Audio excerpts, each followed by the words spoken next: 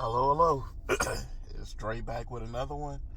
And today I wanted to kind of touch briefly on the whole Ralph Lauren Oak Bluff collection.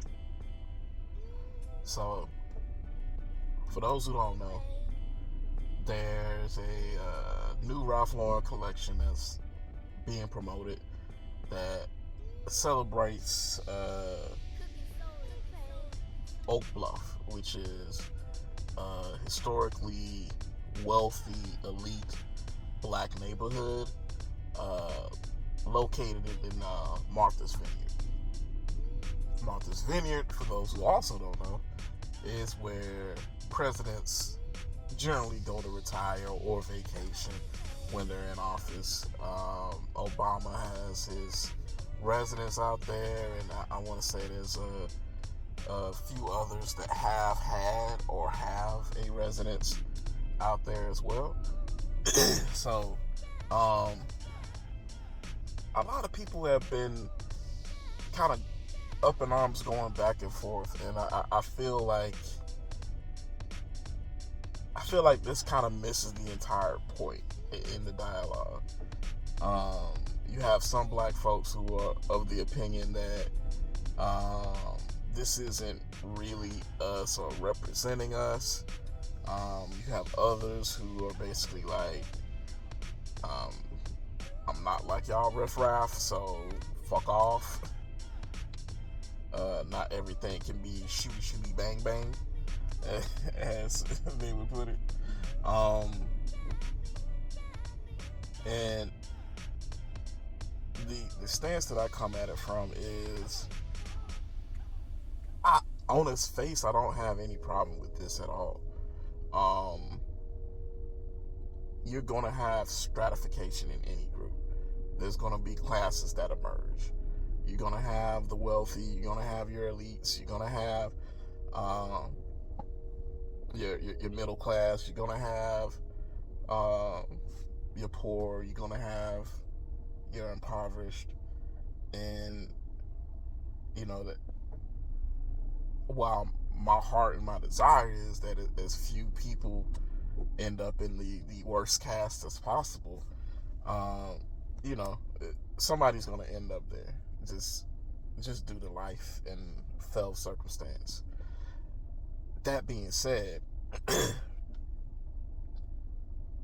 I think some of this discourse is exposing uh, intra racial racism from blacks to blacks, and it's very very interesting because I've heard some of these little TikToks that some people have been doing, um,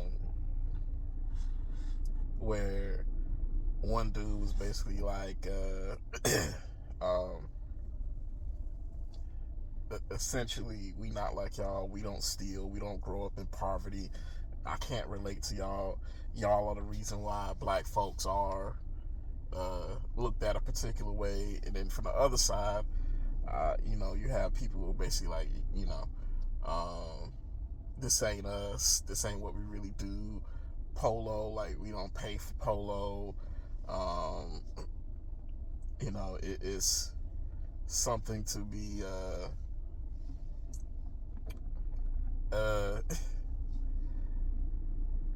basically swiped from the stores.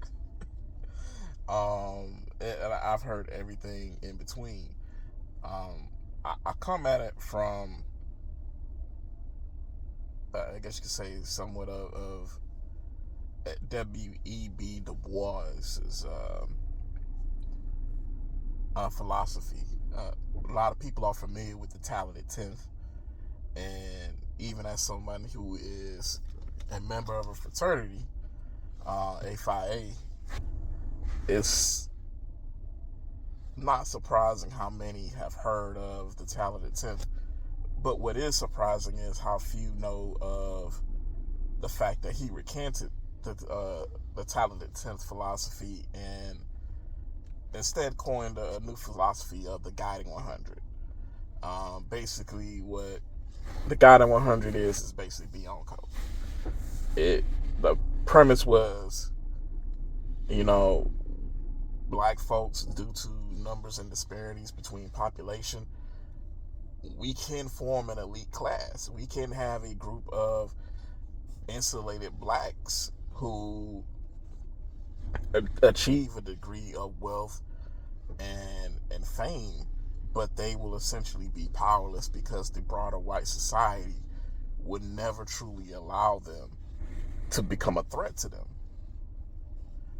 Therefore, the only resolution was for all of the masses to essentially find points of alignment and move as a single united mass to quote unquote be on code, because that way essentially you can stop 10, you can stop 100, but it's harder to stop millions.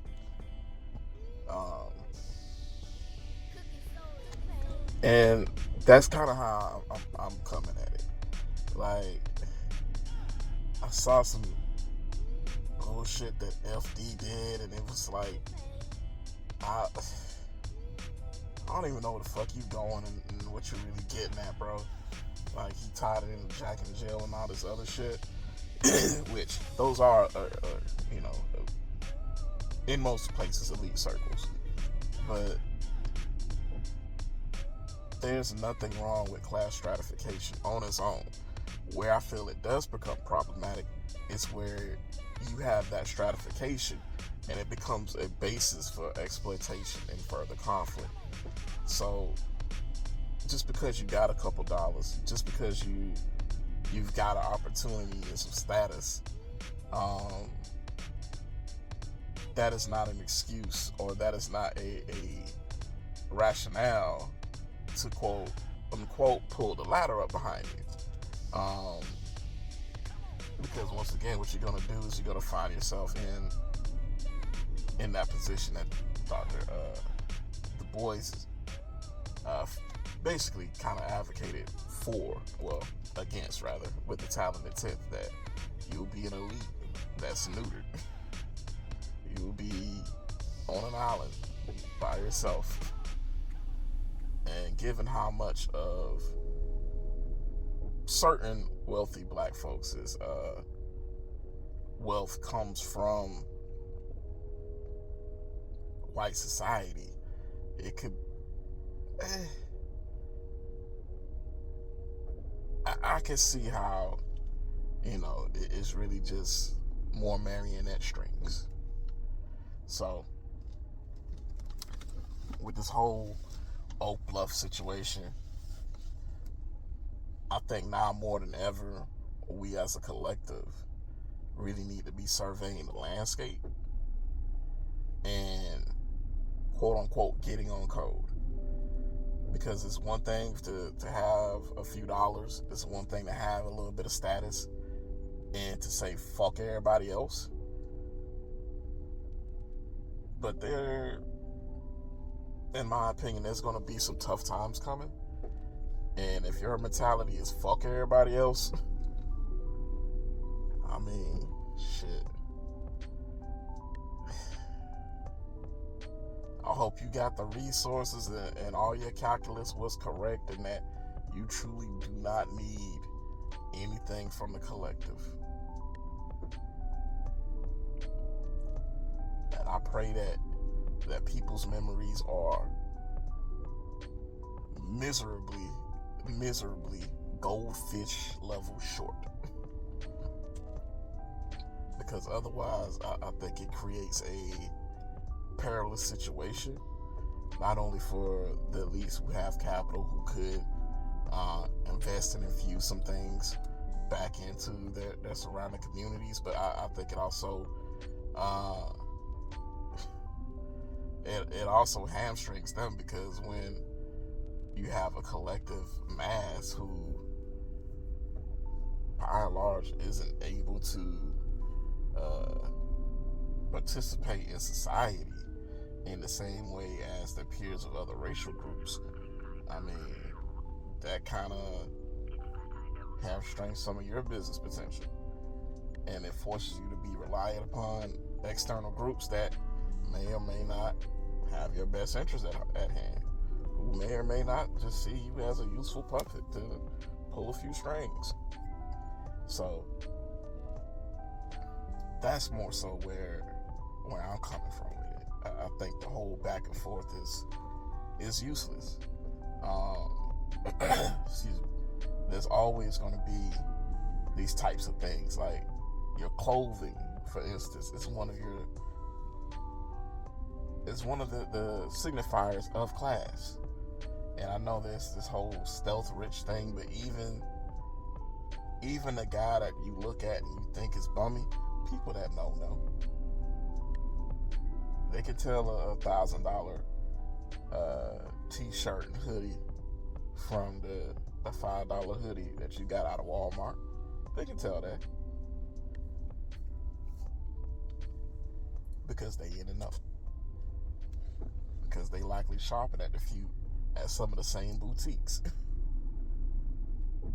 The same way that I could spot a fucking Jordan 1 from a mile away. Why? Because I know. Because I like Jordans. Because I buy them fucking shoes. So I can damn near tell you what the cut is if I can see the tongue. Yo, is that a mid? Is that an OG? Is that an 85? If you don't know what I just said, this sound like gibberish. So, I mean, I won't belabor the point anymore. On its face, I don't see this as a problem. I think a lot of black folks, kind of the tie-in with my last video with Ari Lennox, I feel like a lot of black folks are creating problems or seeking out problems where they aren't any or are very minuscule ones, instead of actually tackling the real problem. Like, yo, I'll say it, like, I feel a lot of shit that a lot of folks is talking is distraction. I'm ready to knuckle up and go for the fucking final boss. I don't care what a lot of folks is talking right now. Shit is about to get real in this country. And if you ain't got the balls to knuckle up, to actually get on somebody's ass, to actually agitate the levers of power, then you know what?